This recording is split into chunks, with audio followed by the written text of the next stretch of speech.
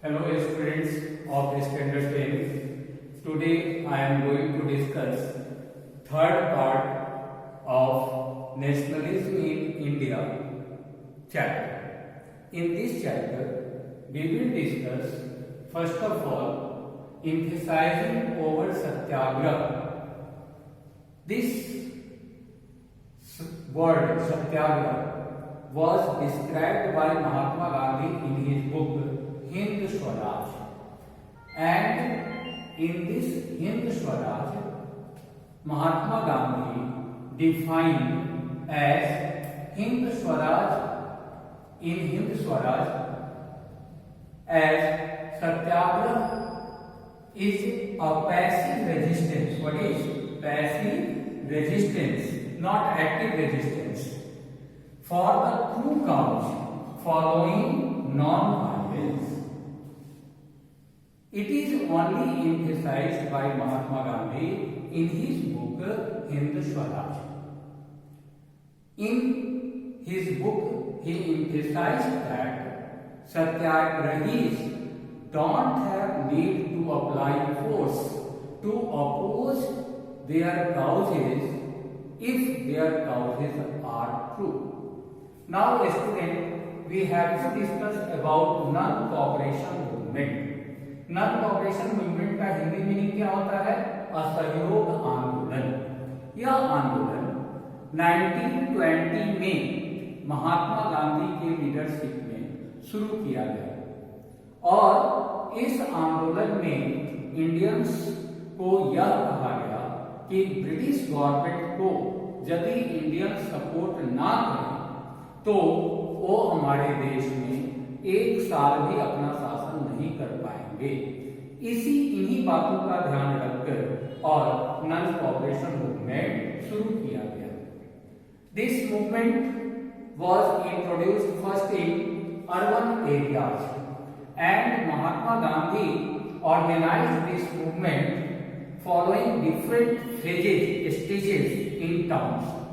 In first stage, he persuaded Indians to surrender their titles, whatever titles were granted by the British to them. Second, students were persuaded to boycott their schools. Third, professionals were persuaded to leave their services under the British institution.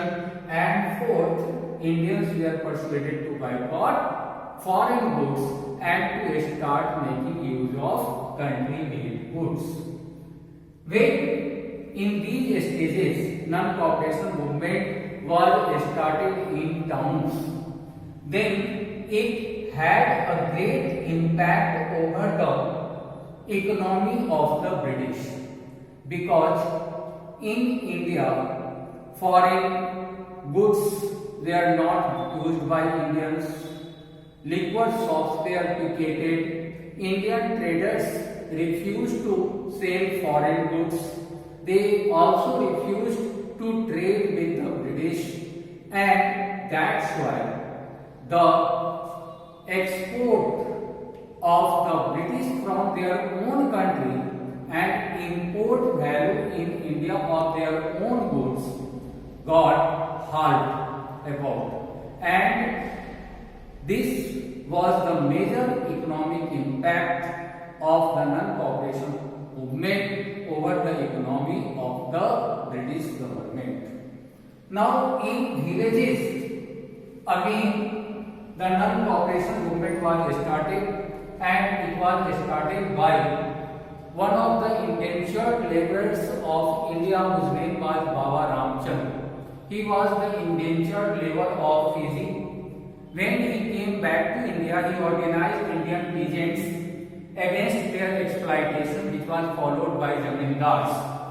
And Indian peasants, especially the case study of one village is given in your book, that is it is in Uttar Pradesh, in which the peasants were much aggressive against zamindars due to high revenue and Begar.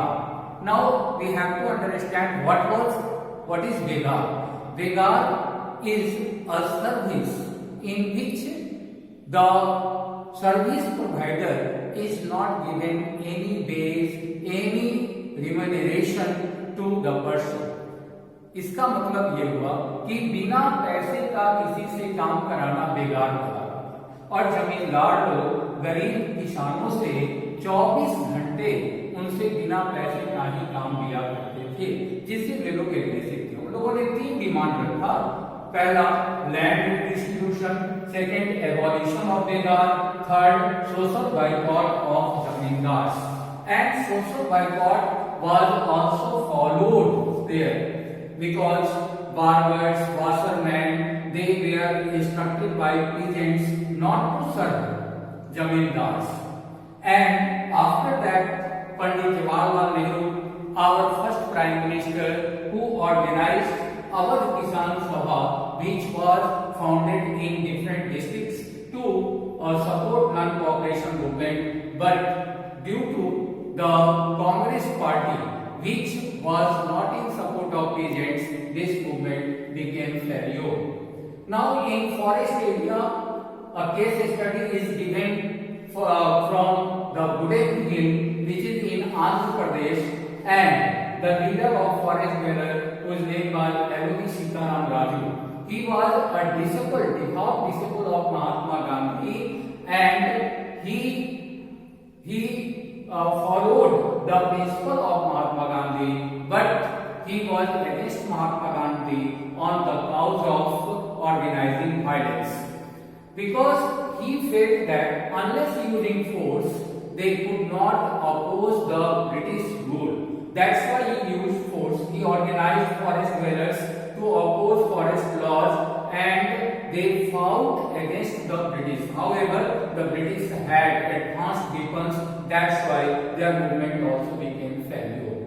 In plantation, the one of the acts that was known as Inland Immigration Act, and in plantation, the British plantation owners were the plantation owner, and they did not allow Indian laborers to go to their villages, and that was restricted under the Inland Immigration Act. When laborers came to know about success of non-cooperation movement or organization of non-cooperation movement, they moved towards their villages, but they were caught at railway station and at the port, and they were beaten badly by the British plantation owner when they forgot the organizing non-cooperation movement.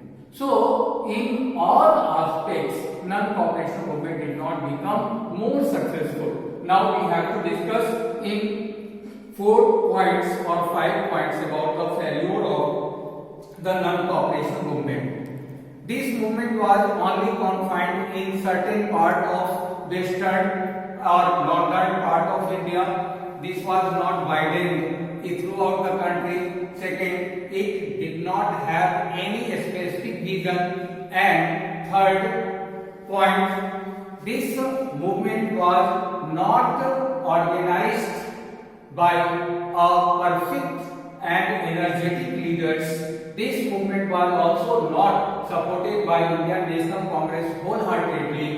India also lacked to provide schooling services to the people, and the economic condition of Indians was also very less. That's why they started using foreign goods, because their prices were low in respect of country-made goods.